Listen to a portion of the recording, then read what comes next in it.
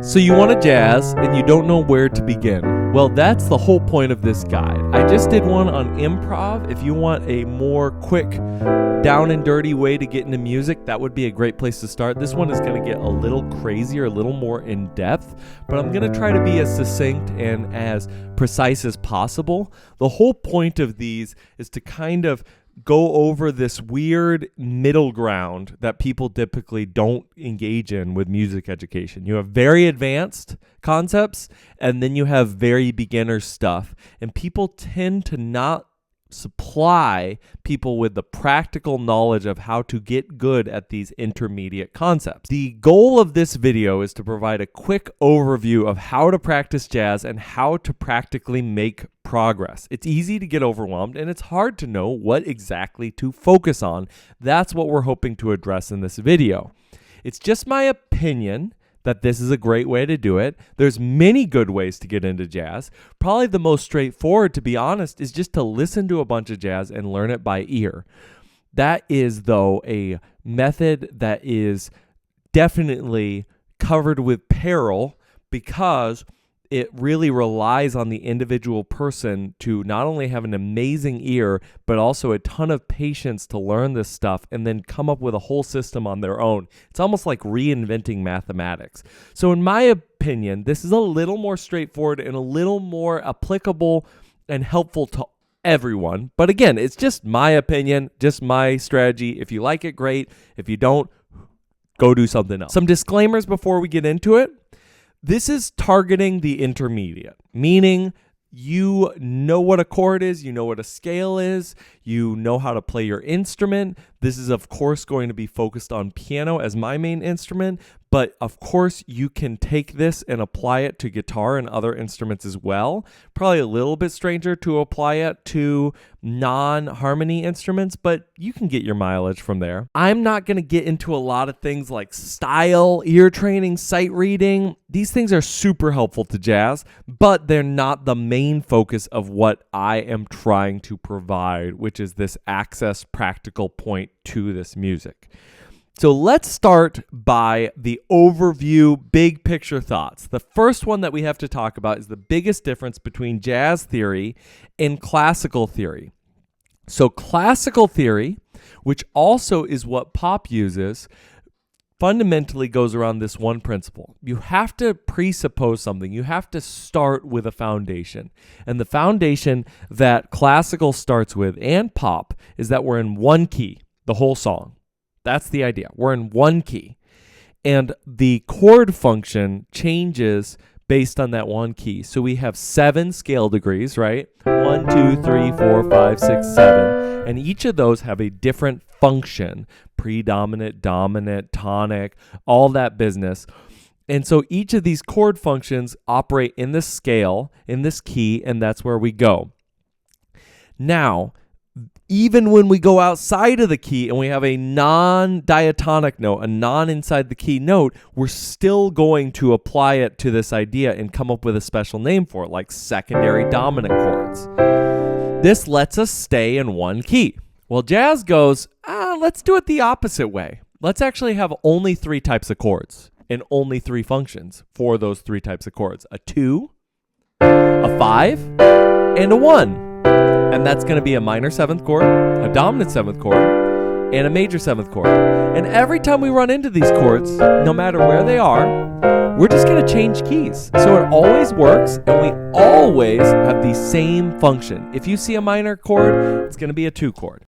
And I already can hear you screaming if you're a little more advanced because I am doing some assumptions that aren't always true.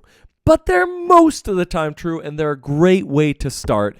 And if you know that much, well, this video is not really targeted to you, and you can go on your merry way knowing music how you want to know. This gets us into how are we actually going to start practically learning jazz? Well, in my opinion, you should start with chord voicings, then move to 2-5-1s and key centering, and then end with scales. This gives you at least a starting place, at least a core knowledge group where you can grow from there. Let's start with chord voicings. So chord is just, collection of notes. Voicings is how do you play this chord? How do you actually set these notes up? That's a huge part of setting these things up. So let's start with the super basics. We got our triads, right? Major triad, minor triad, diminished, augmented. I'm going to assume you know those. And if you don't, comment below. If there's anything that I'm just flying over and you want some more in-depth knowledge on, go ahead, leave a comment. I'm happy to make more videos, but we got to stay on target for this video. We're going to go straight to the 7th chords now. We're going to start with the minor 7ths. I'm going to set a chart up here, and it's going to show all the minor 7th chords. You're happy to pause and look at each of them, but this is how they're constructed. You have a minor triad plus a minor 7th. How do you get that minor 7th? It is a whole step below the root. Then we have major 7th chords. Again, chart up here.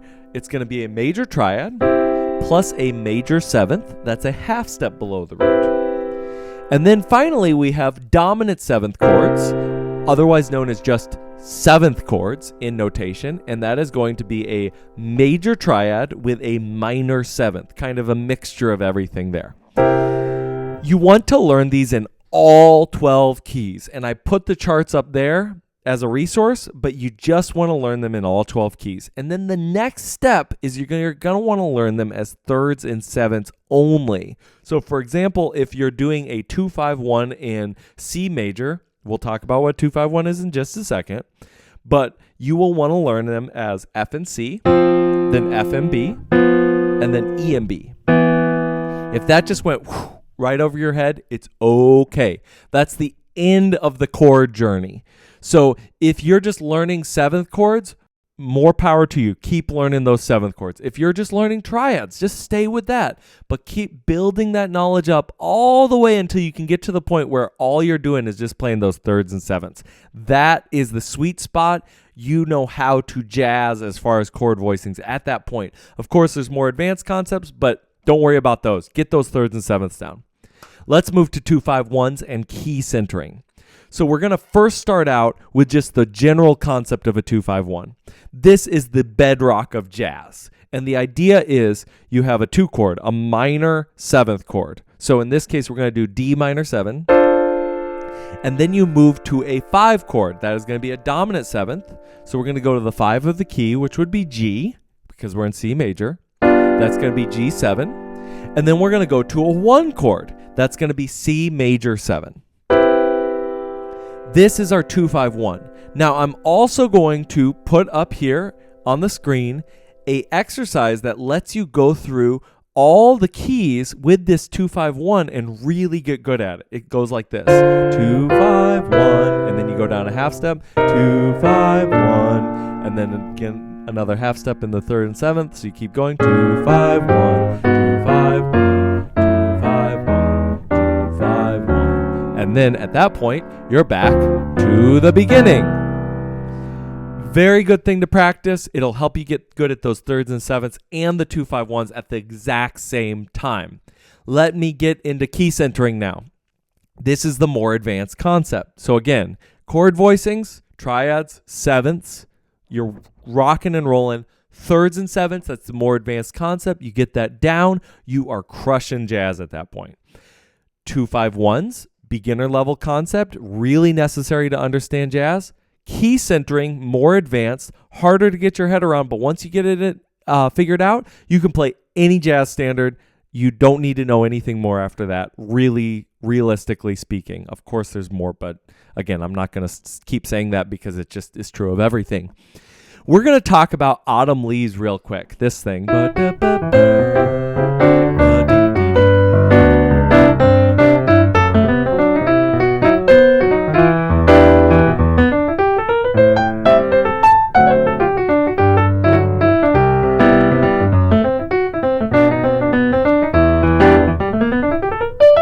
You get the idea. How do you play over this? How do you know what notes are going to work? Well, you do something called key centering.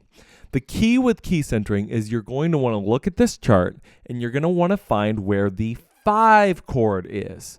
In this case, the first 5 chord is, again, There's only one type of 5 chord. They're going to be dominant 7ths. So the first 5 chord is going to be that D7.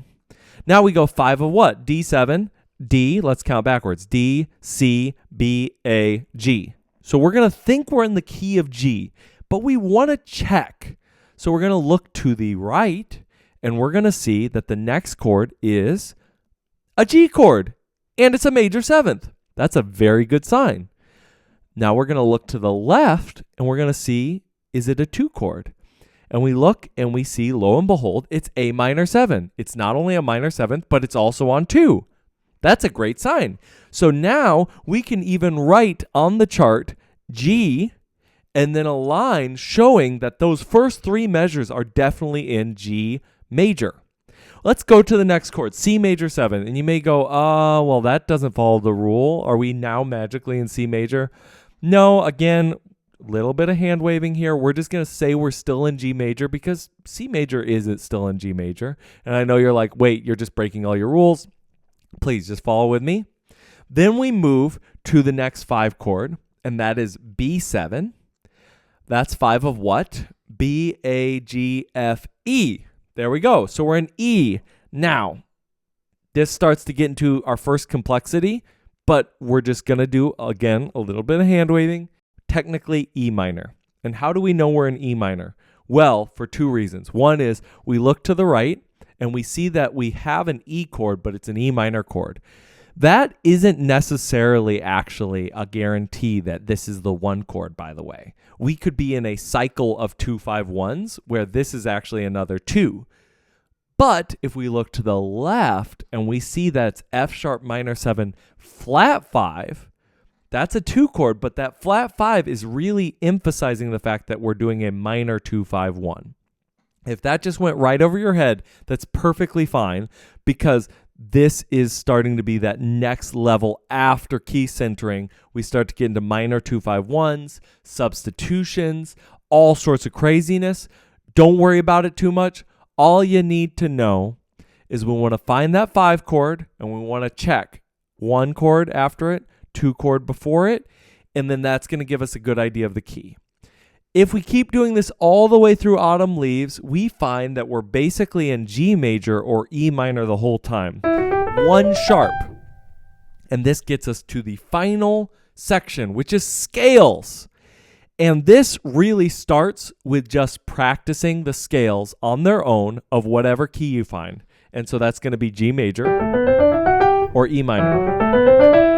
And you might go, okay, but minors, there's a bunch of different ones. Well, just start with natural minor. There's definitely some benefit of Dorian and some benefit of melodic and harmonic, but just start with natural. Natural will work fine. And this is what we're going to do. We're going to start playing the chords in our left hand, and then we're going to solo in our right hand, but we're just going to play scales.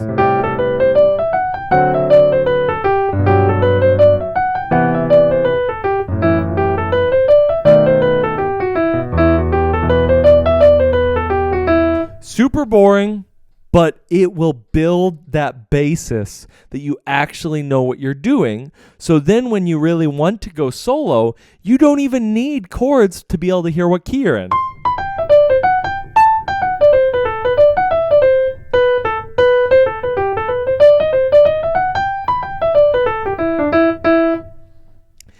That is going to be the kind of beginner intermediate part of scales.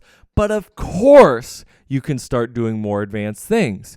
You can start adding in altered scales. You can start adding in bebop scales where you add in extra notes. You can do pentatonic scales. You can do blues scales.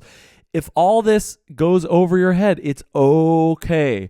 There's so much more to learn, but all you need to do to start is chords to the level you know, then 2-5-1s and key centering, get as much learned as you know, and then scales, get some general framework of notes and what scales work, and you're good to go. I would say if you can learn even 80% of a tune that way, you can kind of just gloss over the chords you don't know, and it's okay. Let me show you right now. Let's imagine we only know how to identify the major key areas. we could just play the notes from the chord and we would sound great. So we're in G major. Then we get here, and then we're just going to play notes from the chords. Sounds great to me. This should give you a general framework to at least start accessing the language and the music of jazz. If you enjoyed what you heard, please like this video, share it with another person that you might know that might be interested in learning jazz. If you have comments, drop them below and just ask me any questions, or you got any critiques, throw them my way. I'm Robert Monroe. Thank you so much for your time, and you have a good rest of your day.